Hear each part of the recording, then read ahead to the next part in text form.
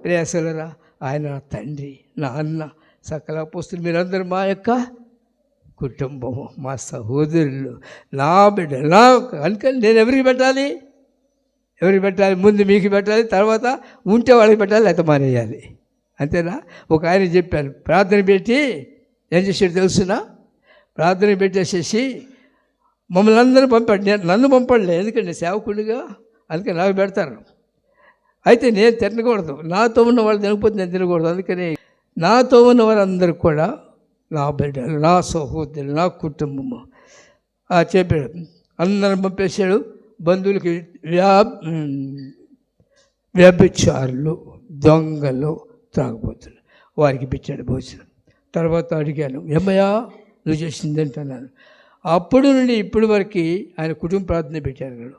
అయితే ప్రేసలరా, నా ఆశలు ఒకటే, నిన్ను దేవుడు ప్రేమించి ఎదుకు వచ్చినప్పుడు నీ స్థితిని ఒప్పుకోవాలి. నా దగ్గర ఏం లేదు, నాకు భర్త లేడు అంటే నీ పాపాలు ఒప్పుకోవడానికి ఇష్టపడలేవు.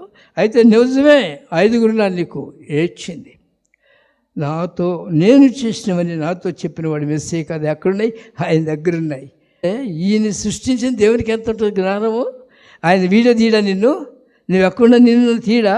నువ్వేం మాట్లాడుతున్నావు తీయడా? నువ్వు ఎక్కడ కూర్చున్నావు తీయడా? వ్యభిచారులతో సాంగత్యం చేసి నువ్వు ఎవరితో ఉంటున్నావు? కనుక ప్రేసలరా, దుష్టుల ఆలోచన చొప్పున నడవక, పాపుల మార్గం నిలవక, అపహాసుకులు కూర్చుని చోటున కూర్చోడక, యెహోవా ధర్మశాస్త్రమును ఆనందిస్తూ దివారాత్రులు దాన్ని ధ్యానించువాడు ధన్యుడు. అతడు నీతి కాలువల ఎవరు నాటబడిందాయి, ఆకు వాడక తన కాలం ముందు ఫలమిచ్చి చెట్టు వెలి ఉండను. అతడు చేయనదంతయో సఫలమగును. నీతిమంతుల మార్గం యెహోవాకు తెలియను. నీ జీవితం అంతా ఆయనకు తెలుసు. నువ్వు వెళ్ళి ఆయన దగ్గర కూర్చొని ప్రార్థన చేయి. మొదటగా నా ఆశ ఒకటే, ప్రభువు నేను చూడాలి, ప్రభువుతో నేను సహవాసం చేయాలి, ప్రభు స్వభావం కావాలి. ఆ మెట్లకి వెళ్ళి ఏ మనిషి అయితే ప్రార్థన చేస్తాడో అతడు క్రైస్తవుడు, అతనిలో క్రీస్తుంటాడు. అతడు హృదయంలో ఉన్న చెత్త అంతా తీసివేసుకుంటాడు. ఆయన రక్తంలో కలుగుతాడు. ఆయూట ముల్గి దొంగయో ఆశోదోడాయేనో నేనాటి రేపుడు నేనందుమోంగదో యేసుడు నాకు మారుగా నా సెల్వ జవగా శ్రీ యేసు రక్తమే పుడు. ప్రియసలరా, దేవునితో నువ్వు సహవాసం చేయాలి. ఆయన కుమారుని కొరకు పంపించారు. ఆయనతో సహవాసం చేయాలంటే ఏ మనుషుడు నీతిమంతుడు కాదు, కానీ ప్రతి మనిషిని పరిశుద్ధపరిచి నీతిమంతుడిగా చేయగల ప్రేమమైన దేవుడు ఉన్నాడు. కనుక ఆయన దగ్గరికి వెళ్ళి నీ జీవితాన్ని చెప్పు, ప్రభువా నా జీవితం ఇది, నేను మిమ్మల్ని అర్థం చేసుకోలేకపోయినాను, దారి తిరిగినాను, నన్ను క్షమించు. నువ్వు అడగగలిగితే నీతో అప్పుడే మాట్లాడతాడు దేవుడు. ప్రేసలరా, పెనుమల్లో బొల్లది జాన్ గారిన ఒక ఆయన ఉన్నారు. ఇప్పుడు లేరు, ఆయన పనులకు వెళ్ళారు. ఆయన ఉన్నారు. ఆయన 2వ తరగతి 1వ తరగతి చదువుకున్నారు. అప్పుడు టీచర్స్ లే కనుక ఆయన పొంతులుగా పెట్టారు. అంటే 1వ తరగతి చదివిన పొంతులు. ఆ పొంతులు గారి జీతం తీసుకుని ఏం చేసేవాడంటే ఎంత కుండ కళ్ళు తాగేవాడు, ఎంత బారు చుట్టలు తాగేవాడు, ఎవరిని పడితే వాళ్ళ బూతులు కూర్చేవాడు, ఎవరిని లక్ష్యం చేసేవాడు కాదు. అలాంటి వ్యక్తి ఒక దినాన్ని వాక్యం విన్నాను.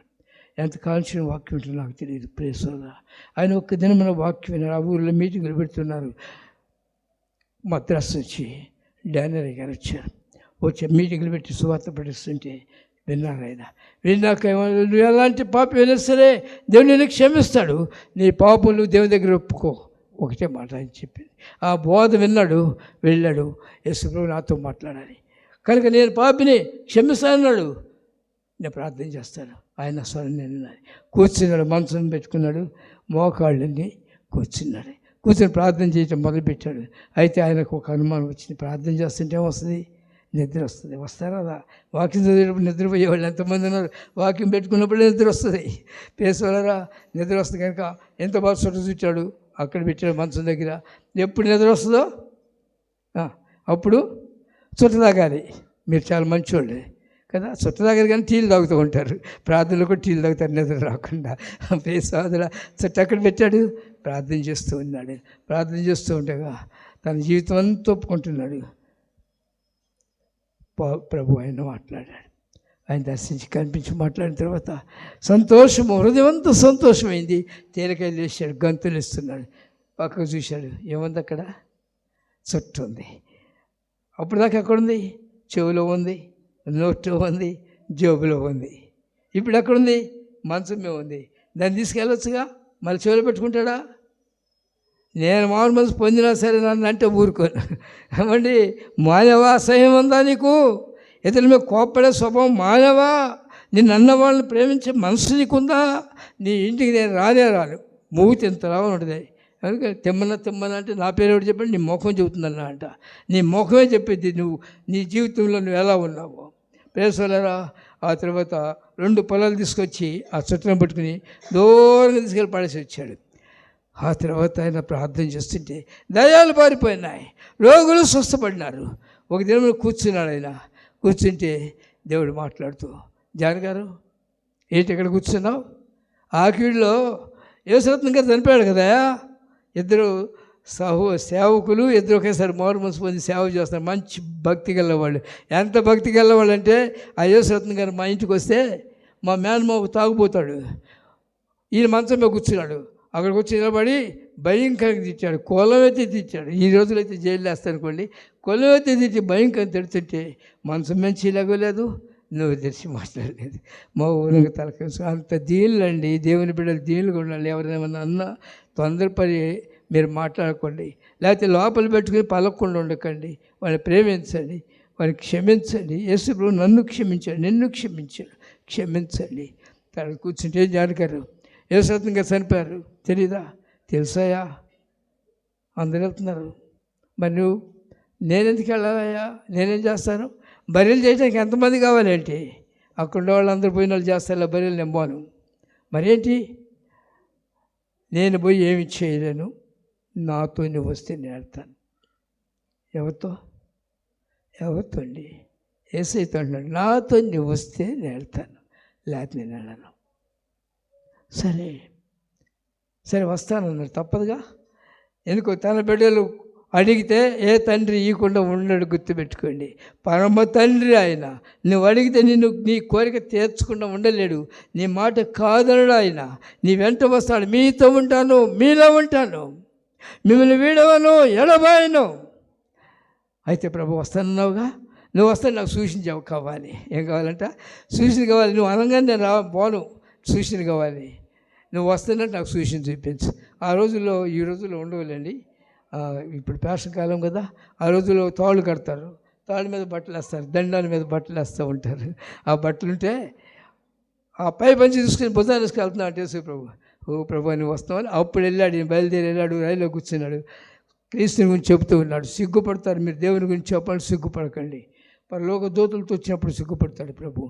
వెళ్తుంటే కూర్చుంది, సువార్త చెబుతుంటే అందరూ ఉంటున్నారు. ప్రియ సోదరా, ధైర్యం ఉందా నీకు?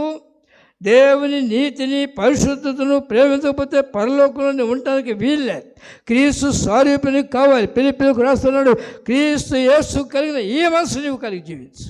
క్రీస్తు వారి మనసు నీకు లేకపోతే నువ్వు పనికిరావంతే, అంతే.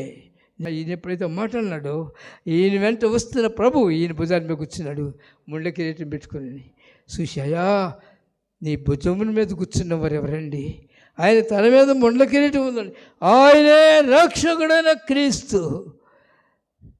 మారు మసిపోయింది తెలుసునా. అక్కడి నుంచి వెళ్ళాడు. ప్రార్థన చేయగానే యేసురత్నం గారు బ్రతికాడు. బ్రతికిన తర్వాత కొంతకాలం ఉన్న తర్వాత ఒక క్రిస్మస్ రోజు వచ్చింది. జోగారికి చెబుతున్నాడు, జాషో గారు, ఆయన పేరు జోగారు అంటాం మనము. జోగారికి చెబుతూ, నేను పలానా బలిజానకాన్ని పరలోకాన్ని పిలుచుకుంటున్నాను అని అన్నాడు. ఆ రోజు క్రిస్మస్ రోజు. ప్రభువా, క్రిస్మస్ రోజు కదా, ఈరోజు ఆయన తీసుకుంటే మేమేమో సంతోషపడగలము, కనుక ఈరోజు వద్దు ప్రభువా అంటే ప్రార్థన అయిపోయిన తర్వాత తీసుకున్నాడు ఆయన్ని. నీతిమంతుని ప్రార్థన దేవుడు ఆలకించు. నువ్వు ప్రార్థించి పరిశుద్ధతో నీతిని నీ జీవితంతో నీ పాపలను ఆయన మీద పడవేసి క్రియాపూర్వకమైన విశ్వాసంతో నువ్వు ప్రార్థించాయి. దేవుడు అద్భుతాలు చేస్తాడు. ఆ తర్వాత ఈయన బ్రతికాడు, ఆయన చనిపోయాడు, క్రిస్మస్ రోజు చనిపోయాడు. మొన్నటి దాకా ఉన్నాడు ఈయన, చనిపోయి బ్రతికిన మొన్నటి దాకా ఉన్నాడు.